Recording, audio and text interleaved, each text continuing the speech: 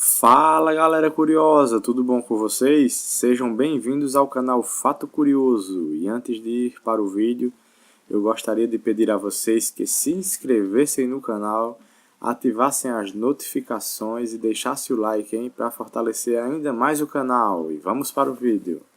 Entre os séculos XV e XVIII, a Europa testemunhou milhares de atos punitivos de cunho religioso, que ficaram conhecidos como caça às bruxas. Estamos falando de perseguições, principalmente vindas da Igreja Católica, que se baseavam em localizar e punir supostas bruxas que possivelmente praticavam rituais esotéricos. Estima-se que nesse tempo, cerca de 40 a 100 mil execuções foram feitas por atos de bruxaria.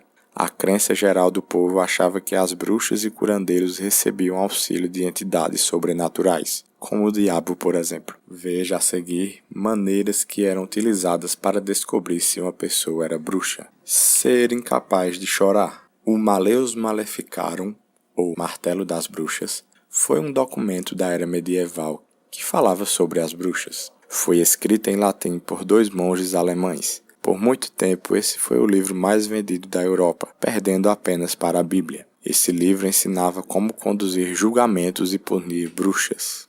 O livro afirmava que as bruxas eram incapazes de derramar lágrimas reais quando eram colocadas diante de um juiz ou submetidas à tortura. Durante o período medieval, a falta de cuidados com a saúde e higiene pessoal indicavam que era comum os idosos sofrerem do que hoje chamamos de ductos lacrimais.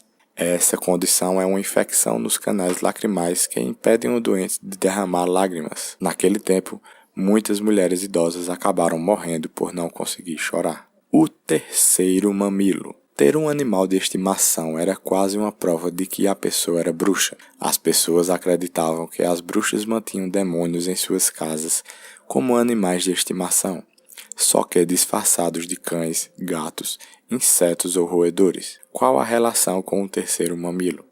Achava-se que as bruxas eram presenteadas pelo diabo com o terceiro mamilo para amamentar o animal. A presença de uma toupeira, marca de pele ou marca de nascença em comum do corpo também era considerada prova de que a pessoa praticava feitiçaria. Sangramentos duvidosos. Quando uma pessoa era acusada de assassinato por feitiçaria, alguns testes eram feitos.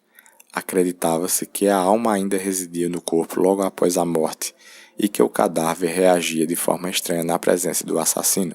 O acusado então tinha que chamar o nome da pessoa morta, andar em volta do cadáver e tocar as feridas do corpo. Caso surgisse sangue novo, o corpo se movesse ou começasse a espumar pela boca, o suspeito seria considerado culpado.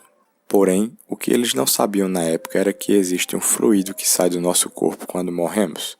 Essa substância é bem parecida com sangue e sai do corpo durante a putrefação. Os cadáveres também podem se contorcer levemente, expelir o conteúdo de suas entranhas ou até mesmo parecer gemer logo após a morte. Pesando pessoas sem alma.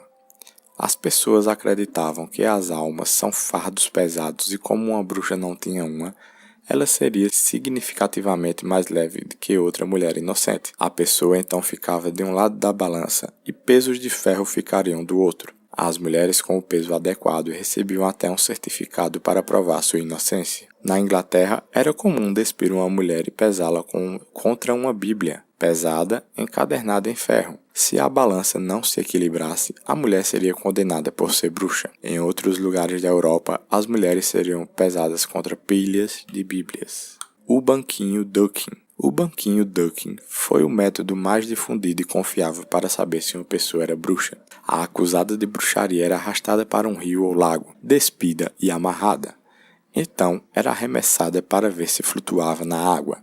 A premissa era de que se flutuasse era bruxa, mas se não flutuasse, ela iria se afogar. Os caçadores de bruxa acreditavam que isso funcionaria por diferentes razões. Alguns pensavam que as bruxas flutuariam automaticamente para o topo da água, porque haviam renunciado ao batismo como rejeição de Deus. Outros acreditavam que as bruxas podiam usar seus poderes mágicos para flutuar até o topo e impedir o afogamento. Visgoçar. Vocês já ouviram falar desse termo? Também conhecido como visgose, era um testemunho de crianças durante os processos de bruxaria que foram realizados durante a Grande Era Turbulenta na Suécia, na segunda metade dos anos 1600. Os meninos eram chamados de pescadores apenas porque podiam mostrar quais mulheres eram bruxas. Esses pescadores eram geralmente meninos ultrajantes e órfãos que viam uma oportunidade de ganhar dinheiro. Essas crianças diziam que tinham o poder de identificar a marca do diabo. Depois de um culto na igreja, era comum os meninos apontarem para algumas mulheres e acusá-las de serem bruxas. Essas pessoas acusadas muitas vezes eram executadas alguns dias depois. O teste da picada. O teste da picada de bruxa também foi muito usado em tempos antigos. O acusado ficava nu e tinha todo o seu corpo raspado, da cabeça aos pés. Uma pessoa então procuraria a marca do diabo, picando todo o corpo da vítima com uma agulha grossa. Acredita-se que haveria um local que não sangraria nem causaria dor, prova do pacto com o tinhoso. Naquele tempo, muitas mulheres acabavam confessando para acabar com a humilhação. Mas e você? Sabia de todos esses métodos que eram usados para saber se uma pessoa é bruxa ou não? Comente aí embaixo.